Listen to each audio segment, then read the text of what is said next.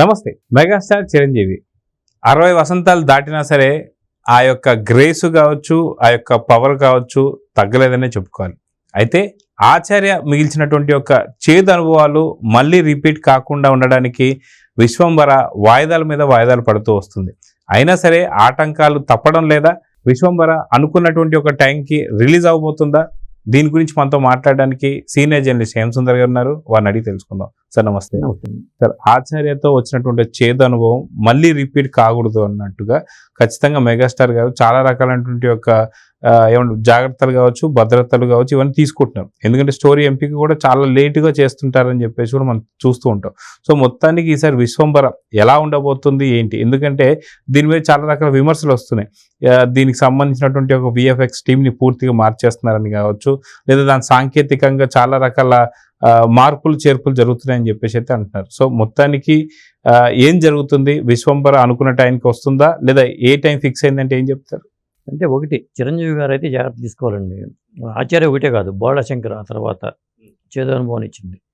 మరి వరుస పెట్టి ఇంకొకటి హిట్ వచ్చిందనుకోండి, అట్లాంటి ఫ్లాప్ వచ్చిందనుకోండి, అది ఇబ్బందికరం అనిపిస్తుంది. అంటే too many cooks spoil the broth అని ఒక సామెత ఉంది.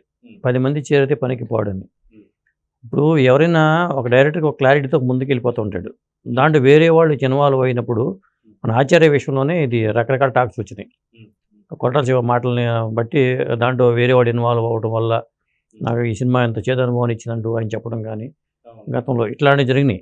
ఈ మధ్య కాలంలో కూడా అది వైరల్ అయింది. దేవర సినిమా టైంలో కూడా అది వైరల్ అయింది.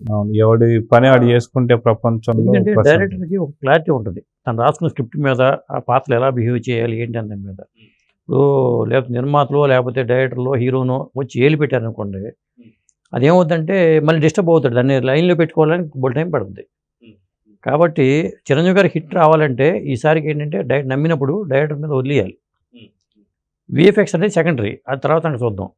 ఇప్పుడు విశిష్టకి అతను బింబిసార్ అని హిట్ ఇచ్చాడు. ఆ తర్వాత నిజంగా అతనికి చిరంజీవి గారు అతనికి అవకాశం ఇవ్వడం గొప్ప విషయం. విశిష్టకి విశ్వంబర టైటిల్ బాగుంది, హెవీనెస్ ఉంది. కాకపోతే ఆ మధ్యన వాడు వదిలిన గ్లిమ్స్ ఏదైతే ఉందో అక్కడ విఎఫ్ఎక్స్ వర్క్ చూడంగానే కొన్ని అనుమానాలు వచ్చినాయి. అది కూడా అంత క్వాలిటీగా అనిపించలే.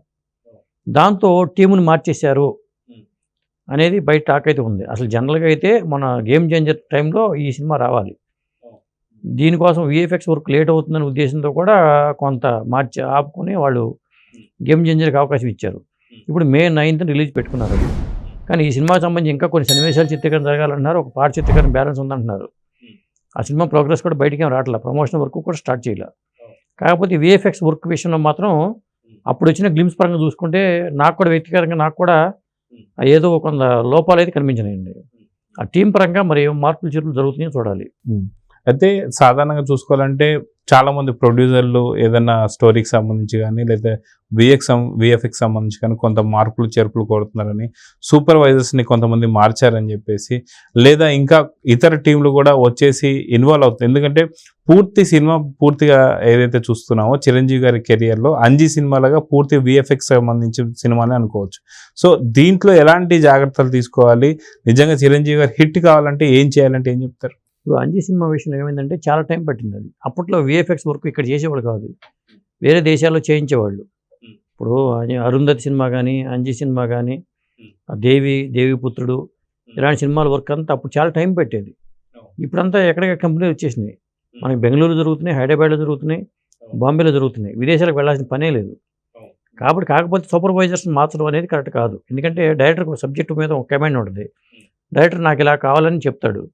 చెప్పినప్పుడు వీళ్ళు ఇన్వాల్వ్ అయిపోయి దీన్ని ఓవర్గా థింక్ చేసుకుని ఇంకోటి చేశారనుకోండి, అదేమవుతుంది, పాడైపోద్ది, ప్రోడక్ట్ పాడైపోద్ది. అక్కడ ఇన్వాల్వ్ కాకూడదు. డైరెక్టర్ ఆల్రెడీ బింబిసార్తో అతను ప్రూవ్ డైరెక్టరు. అది కూడా విఎఫ్ఎక్స్ వర్క్ ఉన్న సినిమానే కదా. లేకపోతే చిరంజీవి గారు అతనికి అవకాశం ఇవ్వరుగా.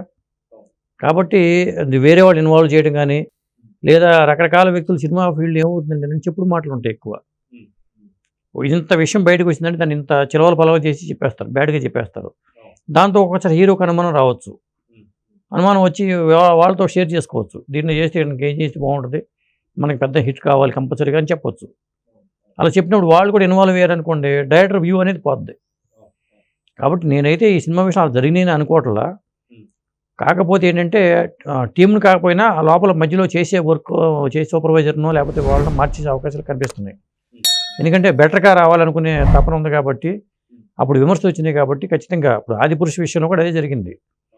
మనకి ఎట్లాగో మనకి మంచి హిట్ కావాలి, సినిమా చూసేవాళ్ళు అద్భుతమైన ఫీల్ అవ్వాలి అని అంటారు కాబట్టి కల్కి సినిమాకి బీజేపీ ఎక్స్ప్రెషన్లో అందరూ బాగుందని చెప్పారు, ఒకే అభిప్రాయం వచ్చింది. ఇక్కడికి వచ్చేసరికి వాళ్ళు అసలు ఆ రోజు రిలీజ్ చేయకుండా ఉంటే బాగుండేది. అయితే రిలీజ్ చేయడం కూడా ఒకైతే మంచి జరిగింది అనుకోవచ్చుగా, వాళ్ళు అట్లా మార్చుకోవడం కానీ కొత్త వాళ్ళకి అవకాశం ఇవ్వడం కానీ అది చేస్తే బాగానే ఉంటుంది. లేదా నిర్మాతలు అనేవాళ్ళు అసలు డబ్బులు పెట్టడం వరకే తప్పితే వాళ్ళు వీలు పెట్టకూడదు. నిర్మాతలు మనం గౌరవించాల్సిందే. అసలు నిర్మాతలు లొకేషన్కి రావద్దని హీరోలు కూడా ఉన్నారు, కానీ నిర్మాతలు వేలు పెట్టడం సాధారణంగా జరగదు. అంటే ప్రొడక్ట్ బాగా రావడం కోసం కొంతమంది ఇన్వాల్వ్ అయ్యే నిర్మాత కొంతమంది ఉన్నారు, సీనియర్ నిర్మాత కొంతమంది అయితే ఇన్వాల్వ్ అవుతూ ఉంటారు. వాళ్ళకి ఇచ్చే గౌరవం కూడా హీరోలు కూడా ఇస్తూ ఉంటారు. అట్లా నిర్మాత ఇన్వాల్వ్ అయితే మాత్రం ప్రొడక్ట్ అయితే పాడవుద్ది. ఇట్లాంటి ప్రొడక్ట్స్ అయితే మరీ పాడవుతాయి. అది నిర్మాతలు నేను ఇన్వాల్వ్ అవుతారని నేను అనుకోవట్లా. సో ఇది ఒక పెద్ద భారీ ప్రాజెక్టుగా రాబోతుంది. ఎందుకంటే సంగీతం చూసుకుంటే ఏదైతే మనకి ఎస్ఎస్ రాజమౌళి గారికి సంబంధించినటువంటి ఒక టీం అనుకోవచ్చు. ఎవరు మన కీరవాణి గారికి కీరవాణి, ఎస్ఎస్ కీరవాణి. ఈ కీరవాణి గారికి సంబంధించిన మ్యూజిక్ కావచ్చు, లేదంటే మీరు ఇందాక అన్నట్టుగా వశిష్ఠ డైరెక్టర్ కావచ్చు, ఇలాగ పెద్ద తారాగణంతో రాబోతున్న సినిమా ఏదైతే ఉందో ఇది కూడా ఒక మంచి డేట్లో రిలీజ్ చేస్తేనే మంచి భారీ హిట్ రాబోతుందని చెప్పాను. సో మే 9 ఏదైతే చూసుకుంటే మనం గతంలో పోయిన సంవత్సరం చూసుకుంటే కల్కి రిలీజ్ అయింది. సో గతంలో ఇంకేమైనా సినిమాలు ఉన్నాయా భారీ బ్లాక్ బస్టర్స్ అయిన సినిమాలు అంటే ఏం చెప్తారు? ఖచ్చితంగా ఉన్నాయి. చిరంజీవి గారి కెరీర్లోనే బ్లాక్ బస్టర్ సినిమా జగతకి వీడర్లో సుందరి, అది వైజయంతి వాళ్ళకి బ్యానర్లో వచ్చిన సినిమానే. వాళ్ళకి సెంటిమెంట్ మే 9 అదే టైంలో రిలీజ్ అయింది. ఆ తర్వాత ఇంకో బ్లాక్ బస్టర్ గ్యాంగ్ లీడర్, అది చిరంజీవి గారికి ఎంత పెద్ద హిట్ అందరూ తెలిసిందే కాబట్టి మే 9 బ్లాక్ చేశారు. ఇంకొకటి మే 9కి ఒక ప్రత్యేకత ఉంది.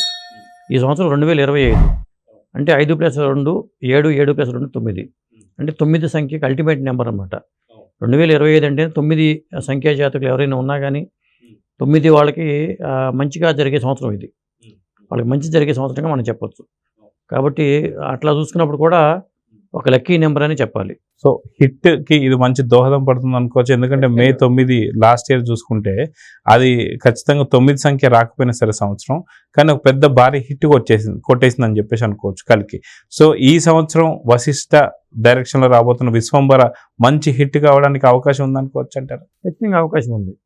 ఎందుకంటే 9 సంఖ్యతో పాటు సినిమాల కంటెంట్ పరంగా చూసుకున్నా కానీ సగం మార్కులు టైటిల్లోనే కొట్టేశారు. ఎందుకంటే విశ్వంబర అనేది అద్భుతమైన టైటిల్ అని చెప్పాలి. ఎందుకంటే శ్రీనారాయణ రెడ్డి గారి కవితా సంపుటి విశ్వంబరకి జ్ఞానపీఠ అవార్డు వచ్చింది. మరి అది అంత హెవీనెస్ ఉన్న టైటిల్ విశ్వంబర అనే టైటిల్. అసలు ఆలోచన రావడమే గొప్ప విషయం. విశ్వంబర అనే టైటిల్తో మా సినిమా చేద్దాం ఆలోచనే సగం సక్సెస్ అయినట్టుగా చెప్పుకోవాలి వశిష్ఠకి.